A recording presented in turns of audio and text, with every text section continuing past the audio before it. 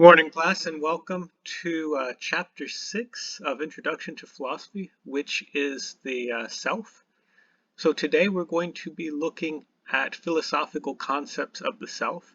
And I thought I'd introduce this chapter by watching and commenting on a Canadian philosophical cartoon called To Be. And the self is quite a fascinating philosophical concept. It can easily relate to many other concepts philosophically very quickly, such as metaphysics and ontology. We're asking, what is the essential self? What components does it have? Is the self divisible or indivisible? How do you understand the self in relation to things such as the mind, the body? Do we give the self other characteristics such as a soul? And if so, what type of soul?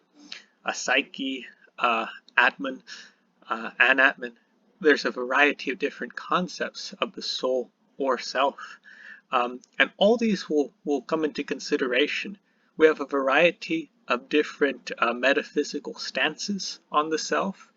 So we'd have the self as a process with consciousness. We'd have a materialistic self where the self is consciousness, but consciousness is reduced to the brain, and that would be more materialism. We'd have different dualistic aspects of self, such as Descartes, who theorized that he is both a thinking thing, but also has a body. And then it can also deal with things such as free will. If you believe there is free will, how does that relate to your notion of self? If you believe that there is moral responsibility, how does that relate to your understanding of self? Can you become another self? And what exactly would that mean? And then this video deals with this idea of what if your self was duplicated? How would that maybe strain former notions of the self? And that's one of the strengths about philosophy. Many times we think that thought experiments can be a bit bizarre or irrelevant, but it challenges our conventional understanding and causes our imagination to imagine our concepts in a slightly different way. And this is what this video does. So I'll go ahead and play it, and then I'll pause it at certain points and just add some reflection. I put the subtitles, the volume's a bit low, but if you like the video, I just encourage you to watch it. The volume might be a bit lower as I comment on it, but you can go back and rewatch it. There's a question haunting me, a problem in philosophy. It's a puzzle dark and deep that robs me of my sleep. I wake each night at 3:30, wondering why I am me, pondering the mystery of what it means to be.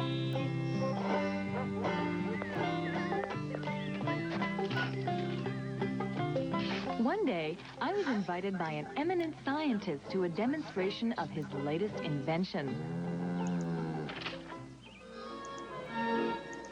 An amazing way of getting from anywhere to everywhere. Note the styling of the The cabinet. scientist explained that it was a brand new form of transportation that would greatly benefit humanity.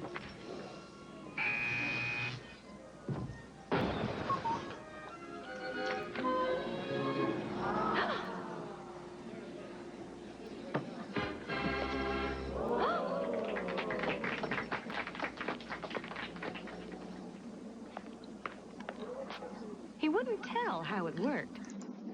So one of the things to consider really quickly, he, it seems, has created a teleportation device. We've probably seen things like this in the science fiction such as The Fly or Star Trek.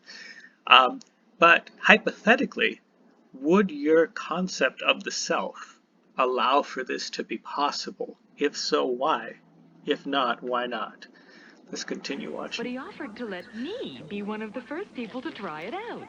I'll give you $10. His eagerness made me suspicious. I figured it was just a trick, using trap doors or mirrors or something.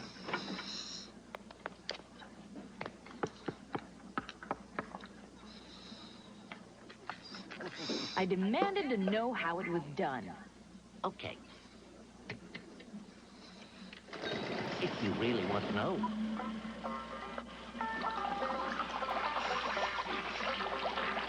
It's just a transmission based on the miracle of radio waves. In the first booth, we convert you, and in the second booth, you are reconstituted, just like your favorite breakfast beverage. I considered taking a ride, but I had the funny feeling there was still something he wasn't telling me. Finally, the scientist admitted that his explanation was not entirely accurate. The machine, in fact, merely analyzed the contents of the first booth, then sent a description of it to the second booth, where a copy was created.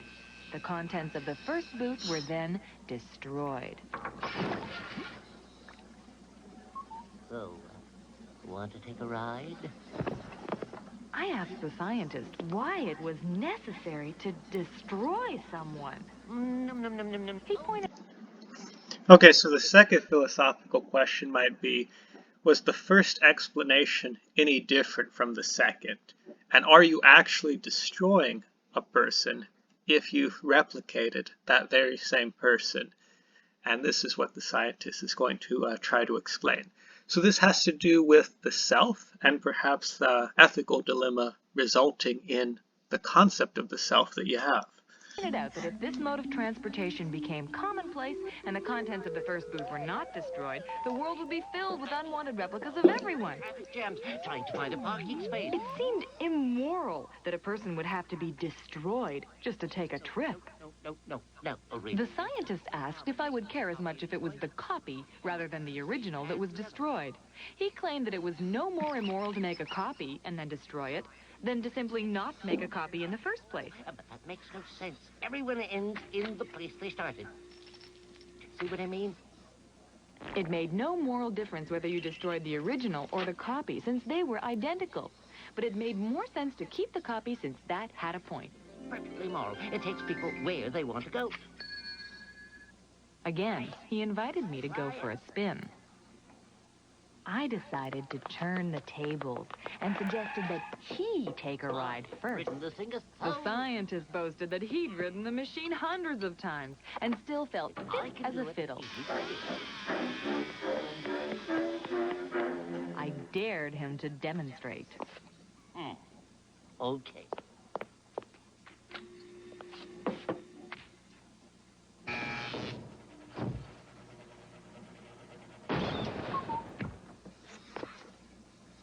To my surprise, he even agreed to repeat the experiment with the doors open.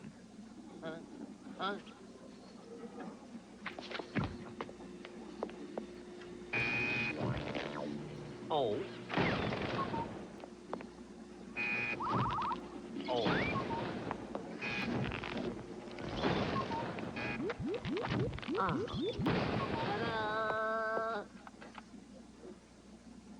Again, he encouraged me to give it a try. I insisted that I wanted the inventor of the machine to assure me of its safety. But I'm the inventor. But you know I'm the inventor. Look, here's the plans. Here's the works. I, however, insisted that he was a forgery, merely a copy of a copy of a copy of the inventor, and that in my opinion, the original had long since ceased to be. The insulted scientist angrily claimed to be himself, while I contended that he was in fact someone else. Here's major credit cards, my library card, my skidoo license. Even his mother was willing to back him up. At that point, I hatched a fiendish plan. All right, so the philosophical question, or a philosophical question, there's quite a few right now, is given your concept of self, would that scientist still be the same person he was before going in those machines multiple times? Since he was replicated and the former one was destroyed, does that mean he is not the same self? And if so, how would you make that point? If not, why not? And also this plan that's coming up, it seems to cast doubt on a lot of things, and think about why. I challenged the scientist to enter the booth again, but to first turn off the part of the device that destroyed the original. That could cause some problems. At first, he refused, but I suggested that he merely delay the destruction process by 5 minutes. What harm could there be in that?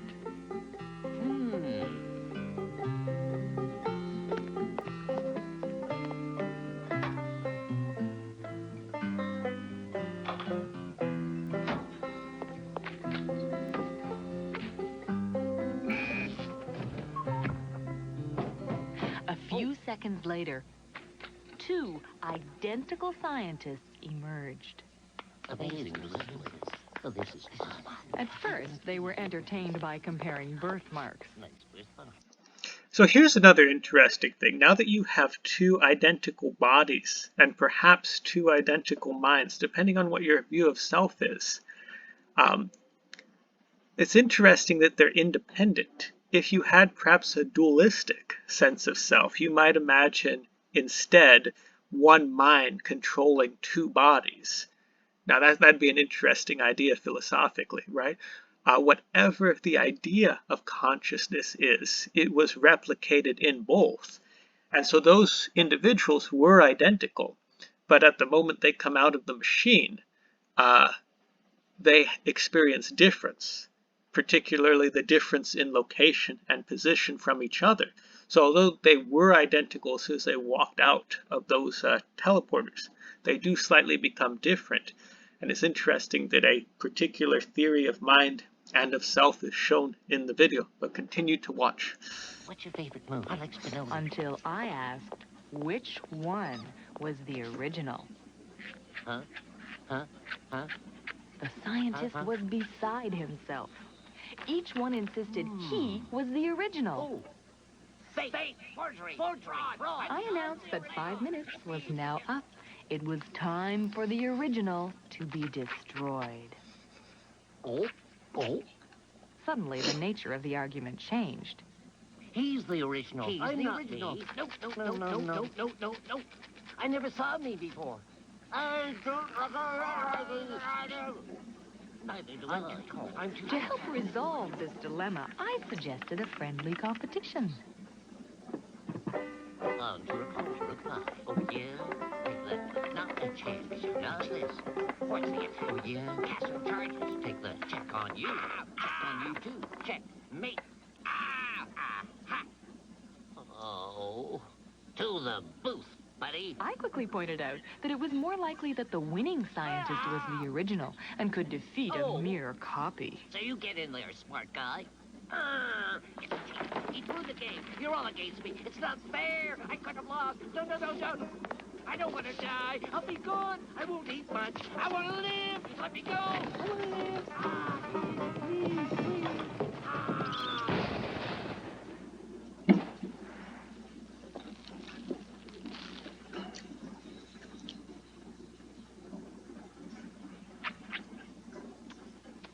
The remaining scientist no longer insisted that I ride in his machine.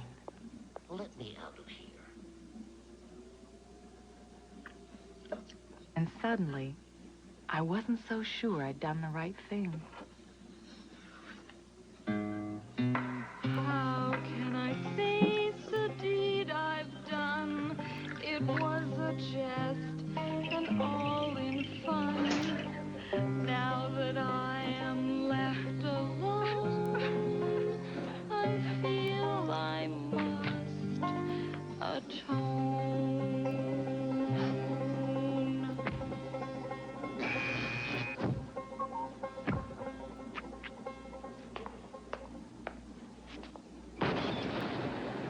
The original me was gone, and I was now a guiltless copy. Brand new me, brand new day. No more last month's bills to pay. They were owed by another me, and she has ceased to be. Bluebird sitting on my head. And so that last part, sort of in a humorous way, asks the philosophical question: to what sense does the self relate to moral responsibility. And if one self at one time does something wrong, to what extent can the other self be held responsible? Now, in this fictional example, is quite interesting because you could definitely make the argument that the self that did that, whether that was wrong or not, was destroyed and the responsibility with it, or the new self that was created bears the same responsibility. And it's an interesting thing. Again, it shows how one's concept of the self relates to moral responsibility. We have a interesting question like that as well in the closing questions for chapter 6. Okay, so I hope this video was interesting in that it related the concept of the self to other topics such as metaphysics and moral responsibility, and showed how whatever conception you have of the self, it may have been your conception may have been well, you'd have to use that conception to grasp what was going on in a fictional way. Meaning, if you thought that certain things were possible, it might tell you something. If you thought that things like that could be possible with the self, it might tell you something about your concept of self. If you thought that ideas like that were impossible, it might tell you something about your concept of the self. So hopefully you found that interesting, and if you have any questions on the video or any of the questions posed in the video, let me know, and you can send me an email or send me a message through Canvas. Thank you.